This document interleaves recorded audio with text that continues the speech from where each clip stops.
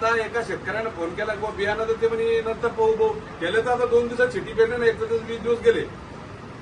20 दिवस गेल्यानंतर त्याला बियाणं हजर म्हणून मी आलो, कृषी सेवक येईल, पंचनामा देईल आणि कंझ्युमर कोर्टात जायला रिकामी नाही.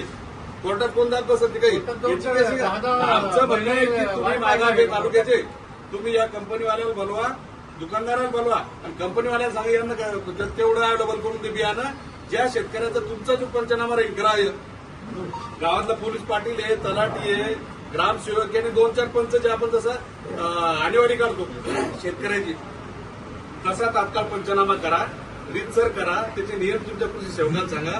प्रत्येक गावाला 99 ग्रामपंचायत त्यामध्ये तेवढं कृषी सेवक आहे तुमच्याकडे. तुम्ही 2 दिवसात त्यांचा सर्व्हे करा.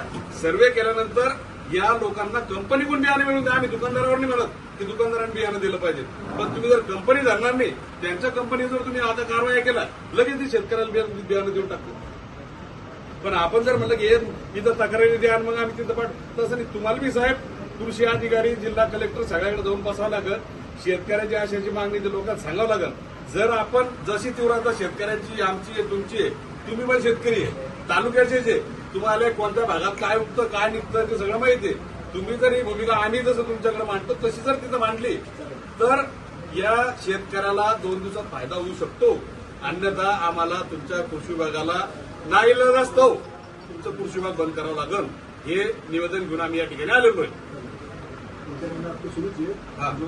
नाही, त्यांना मिटिंग लावा त्यांची, त्यांना 2 दिवसात त्यांना पंचनामे करायला लावा. शिवसेना युवा सेनेच्या माध्यमातून शेतकऱ्यांसाठी या ठिकाणी एक घेराव आंदोलन आणि ह्या कृषी अधिकाऱ्याला जबाब विचारण्यासाठी या ठिकाणी आलेलो आहे. आज शेतकऱ्यांना मारून टाकण्याचं काम या सरकारनं केलेलं आहे. आज ज्या शेतकऱ्यांनी पेरलं, जे दुकानमधून बी आणलेलं आहे, ते बी शेतात निघलं नाही आणि नाही निघल्यामुळं जे त्या दुकानदाराकडे गेल्यानंतर त्याला सांगितलं की हे आमचं हे बी बोगस आहे, हे निघलं नाही, तर त्या दुकानदारांना झटकून लावून हे कृषी खात्यावर टाकलं आणि ह्या ठिकाणी आल्यानंतर ह्यांनी काही अजून पंचनामे केले नाही, कोण्या शेतकऱ्याच्या बांधावर सुद्धा गेले नाही.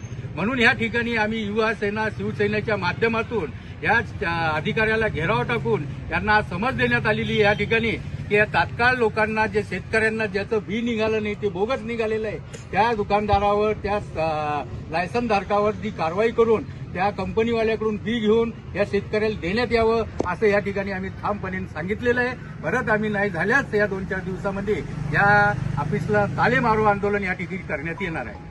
आज चिखली शिवसेना युवा सेनेच्या वतीनं संबंध शेतकऱ्यासमवेत तालुक्याचे कृषी अधिकारी यांना निवेदन देण्यात आले, घेराव घालण्यात आला. चिखली तालुक्यामध्ये काही भागात पाऊस लेट झाला, काही भागात पाऊस पडला नाही आणि पर्यायानं शेतकऱ्याने जे काही शेतीचं बियाणं घेतलं, अनेक कंपन्याचं बियाणं हे बोगस निघालं. कंपन्याचं बियाणं बोगस निघाल्यानंतर शेतकऱ्यांनी ज्या दुकानातून ते बियाणं घेतलं त्या दुकानात धाव घेतली. धाव घेतल्यानंतर त्या दुकानदारांनी सांगितलं आमच्याकडे काही नाही, तुम्ही कृषी विभागाकडे जा. कृषी विभागाकडे आल्यानंतर कृषी विभागाच्या कृषी सेवकांनी, अनेक लोकांनी सांगितलं की हे बियाणं आम्ही तुमचे अर्ज घेतो, पंचनामा करतो आणि तुम्ही कंझ्युमर कोर्टात जा.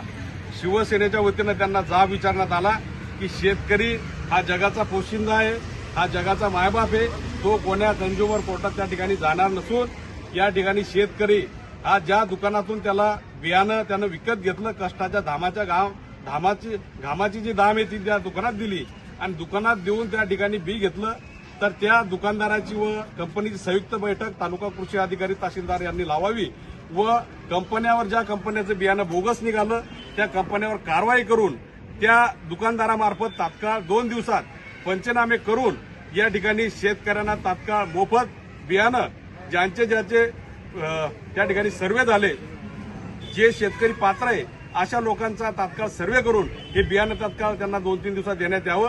अन्यथा या ठिकाणी उद्धव बाळासाहेब ठाकरे पक्षाच्या वतीनं तीव्र, कडक आणि आक्रमक असं आंदोलन या ठिकाणी छेडलं जाईल, असं आवाहन आम्ही या ठिकाणी शिवसेना युवा सेनेच्या वतीने या ठिकाणी केलेलं आहे.